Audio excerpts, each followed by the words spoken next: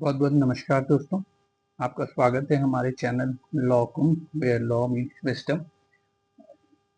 देखिए, हमारी डायलॉग और डिस्कशन की जर्नी जारी रहेगी और हम वाइड टॉपिक्स को लेते रहेंगे ताकि हमारा जो लीगल अक्यूमन है वो कॉम्प्रिहेंसिव तरीके से डेवलप करे। We are able to understand the law in a comprehensive manner, no matter which is the sector we are dealing with, no matter which is the forum we are dealing with. हमारी कोशिश ये रहेगी कि हम जितने ज़्यादा से ज़्यादा सेक्टर्स को कवर करें, जितने ज़्यादा से ज़्यादा फोरम्स को कवर करें, ताकि हमारी अंडरस्टैंडिंग ऑफ लॉ एक्सपैंड होती रहे और डाइवर्सिफाइड रहे। ठीक है, इसी कड़ी में आज हम एक जो जजमेंट डिस्कस करने जा रहे हैं वो जजमेंट है दिल्ली हाई कोर्ट का, जो रिजर्व हुआ था 18 मार्च 2025 को और प्रोनाउंस हुआ था 1 जुलाई 2025 को। और ये नेम ऑफ द केस है क्योंकि ये 300 रिट पिटीशन थी, union of India versus Colonel Balbir Singh. देखिए, मैं इसको शॉर्ट में बताऊं कि जैसे कोई भी फौजी फौज ज्वाइन करता है, डिफेंस सर्विसेज ज्वाइन करता है, ठीक है, वो जनरली बहुत यंग एज में ज्वाइन कर लेते हैं, 18 साल की उम्र में, 17 साल की उम्र में। जो कमीशन होते हैं आर्मी ऑफिसर वो जनरली 21-22 साल की उम्र में या 25-26 साल की उम्र में वो कमीशन मिल जाता है उनको। ठीक है, तो फिर वो फौज में रहते हैं कम से कम 20 साल। ठीक है, 20 साल। अगर वो वॉलंटरी रिटायरमेंट नहीं लेते तो वो 30 साल 35 साल फौज में रहते हैं।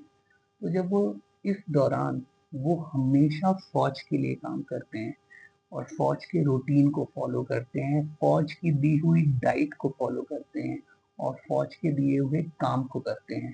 ठीक है, तो अगर उस दौरान उनकी कोई हेल्थ कंडीशन में प्रॉब्लम होती है, ठीक है, तो जब हेल्थ कंडीशन में कोई प्रॉब्लम होती है तो उसके लिए मेडिकल बोर्ड होता है। मेडिकल बोर्ड एक असेसमेंट करता है कि उनको क्या प्रॉब्लम है। फिर अगर प्रॉब्लम कुछ होती है तो उसी के बेसिस पे पेंशन मिलती है। पेंशन के दो कंपोनेंट होते हैं, एक तो नॉर्मल कंपोनेंट, जैसे सैलरी, जो आपकी लास्ट टर्म सैलरी है उसका परसेंटेज आपको मिलता है, और उसके अलावा आपकी जो डिसेबिलिटी परसेंटेज डिसाइड होता है।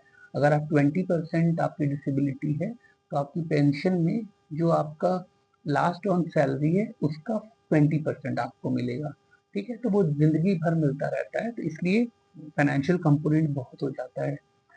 तो इसी चीज को लेने के लिए सारे ऑफिसर्स, जवान, ये लोग आर्म फोर्स ट्राइब्यूनल में जाते हैं। आर्म फोर्स ट्राइब्यूनल ने डिसाइड किया कि जैसे किसी को डायबिटीज हो गया, किसी को हाइपरटेंशन हो गया, तो उन्होंने बोला कि अगर आपकी डिसेबिलिटी डिसाइड हुई है तो आपको आपको डिसेबिलिटी पेंशन मिलेगी।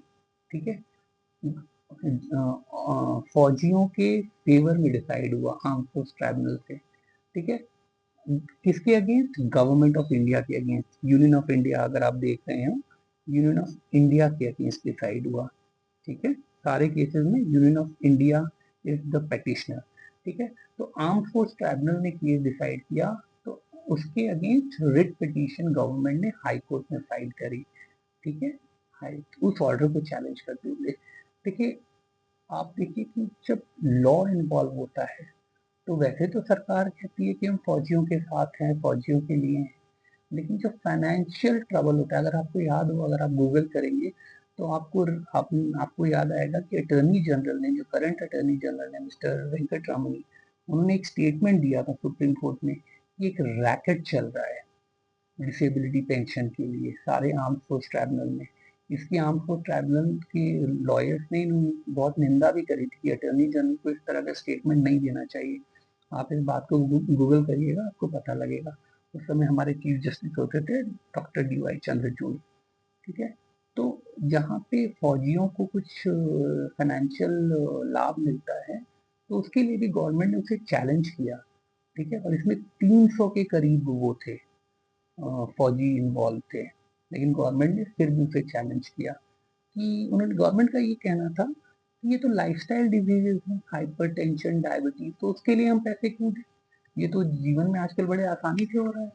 ये तो कोई वो नहीं था, और ये तो कुछ लोग पीस स्टेशन में रह रहे थे, मतलब बॉर्डर एरियाज में नहीं रह रहे थे। ये गवर्नमेंट का लॉजिक था। तो चलिए जजमेंट को हम लोग देखते हैं। मैं इसमें आप ये देखिए, Mr Venkat Ramani, attorney general for India, he appeared. ठीक है। नाउ नाउ लेट्स सी कि ये जजमेंट किसने दिया था। ये जजमेंट जस्टिस नवीन चावला और honourable miss justice Shailendra Kaur ने दिया था। ठीक है। आपको मैं बता दूं, ये mister Naveen Chawla, he is directly appointed in the high court, and miss Shailendra Kaur, she is promoted from the district court. So she was initially a trial court जज, and now she got elevated to the high court. ठीक है। अब मैं इसको देखता हूँ कि इसमें चैलेंज क्या हुआ था।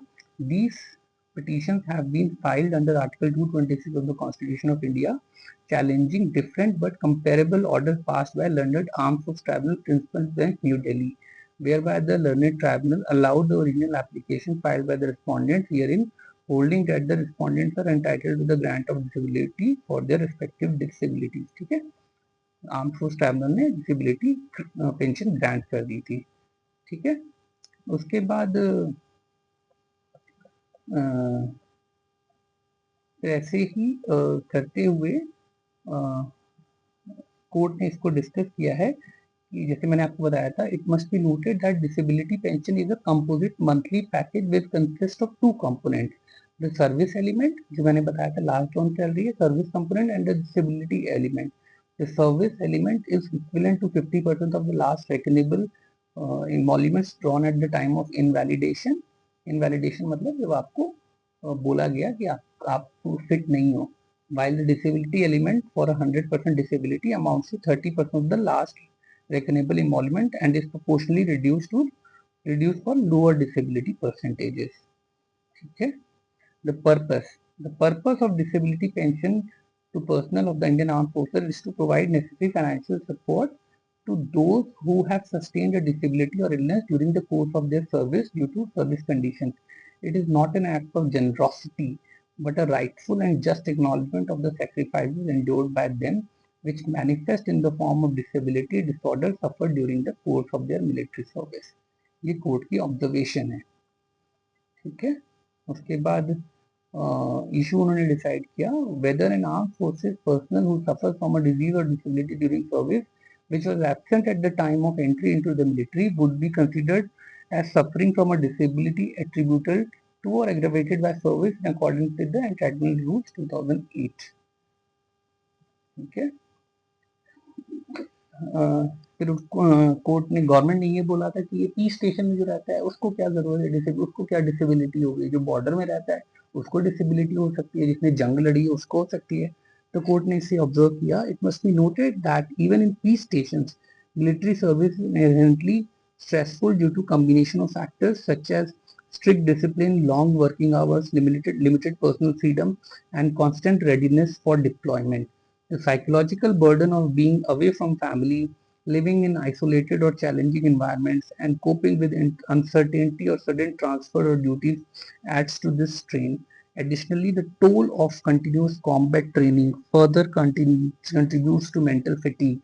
Despite the absence of active conflict or the challenges of hard area postings, the demanding nature of military life at each station can significantly impact the overall well-being of a personnel। ठीक है। उसके बाद ये भी बोला उन्होंने, जजेस ने, the military service whether in peace location और operational zones inherently carries stress that may predispose force person to medical conditions such as hypertension। उसके बाद कोर्ट ने ये भी बहुत बोल्ड स्टेटमेंट बोला, therefore a mere statement that a disease is a lifestyle disorder cannot be sufficient reason to deny the grant of disability pension unless the medical board has duly examined and recorded particular relevant to the particulars relevant to the individual concerned। ठीक है। A reading of the above reinforces that disability pension cannot be denied solely on the ground that the onset of disability occurred while the four persons were posted at peace station। वही है कि piece station में कोई ना होता है disability, तो court ने इसे डिक्लाइन किया इस आर्ग्यूमेंट को। Furthermore, it is evident that when force personnel have rendered prolonged military service, there exists a substantial onus on the RMB मतलब Review Medical Board to establish that the hypertension is not attributable or aggravated by military service. अगर medical board ये बोल रहा है कि ये hypertension military की वजह से नहीं आया तो आपको रीजन देना पड़ेगा, सिर्फ बोर्ड बाल्ड स्टेटमेंट से कुछ नहीं होगा। देखिए लॉ में reasoning is very important. Reasoning is the जिसे कहते हैं legs on the basis of which any order moves. अगर आपने रीजन ही नहीं दिया तो उसका मतलब ही नहीं। फिर कोर्ट ने अपना डिस्प्लेजर भी दिखाया है, अपना अनफॉर्चुनेट चीजें भी बताई है। It is disheartening that members of our armed forces are being denied disability pension solely on the aforesaid ground. This overlooks the continuous physical and mental stress faced by soldiers regardless of their location. देखिए government के against ये statement है, ये highlight होना चाहिए court का bold statement. Government अपने soldiers को रिलीफ डिनाई कर रही है, ये कोर्ट की ऑब्जर्वेशन है। Moreover, the petitioners have ignored the fact that petitioner मतलब government union have ignored the fact that many of the respondents had previously served in field areas or hard areas only to be diagnosed with their respective disabilities later during their peace posting. आप forward area में थे, आप operational zone में थे, वहाँ पे तो उतनी डॉक्टर की सुविधा कोई नहीं होती है। आपकी बीमारी पता लगी जब आपकी पीस एरिया में आए, तो आप फील्ड एरिया से ही तो पीस एरिया में आए हो, तो फील्ड एरिया को कैसे भूल दिया जाएगा, बुला दिया जाएगा। Denying benefits under such circumstances not only undermines their service but also fails to acknowledge the effect of their demanding careers. Thus, the possibility cannot be ruled out that these factors jointly and severally can become a chronic source of mental stress and strain by precipitating various medical conditions such as hypertension, etc. ठीक है। Accordingly, court ने decide किया, we find that the respondent claim for disability pension on account of primary hypertension could not be outrightly rejected solely on the basis of place of disease manifestation। मतलब जब कहाँ पे detect हुआ, अगर P station में detect हुआ तो इसका मतलब नहीं उस ग्राउंड पे डिसेबिलिटी पेंशन नहीं मिलेगी, ऐसा नहीं है। In addition thereto, the RMB was under a duty to identify the cause of the disease in its report. In this case, however, it has clearly failed to discharge the onus placed upon it by not providing cogent reasons. फिर attorney general ने बोला कि जहाँ पे opinion नहीं दिया गया इसके लिए आप रिमांड कर दो, बोर्ड फिर से वो बोलेगा। लेकिन कोर्ट ने बोला कि in ordinary circumstances we would have agreed with both the above submissions of the learned attorney general. However, in present cases the respondents have been fighting for their entitlement for long, and since we have heard the matter at considerable length, it would only be appropriate for this court to adjudicate rather than remanding the case at this stage, which would result in a further inconvenience and delay. देखिए court ने कितना practical view लिया है। एक तो आप disability pension deny कर रहे हो इतने सालों से, उसके बाद बोल रहे हो कि दोबारा मेडिकल बोर्ड को भेज दो। अरे भाई मेडिकल बोर्ड ने रीजन दिया नहीं है, आपने इतने दिन तक वो किया, इसको पैसे दो अपने उन लोगों को जिन्होंने देश की सेवा की है, उनको कोर्ट कचहरी में क्यों खींच रहे हो? अभी तक खींचा, उसके बाद भी खींचोगे।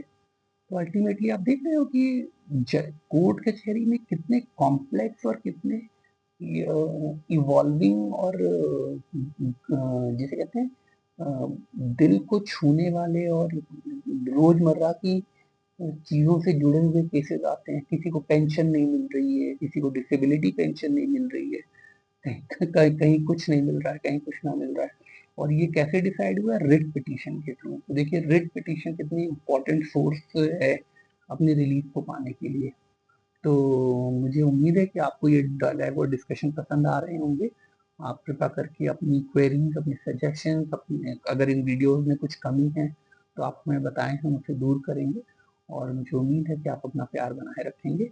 इन्हीं शब्दों के साथ मैं आपका बहुत बहुत धन्यवाद करता हूँ। आपसे फिर मिलेंगे। धन्यवाद।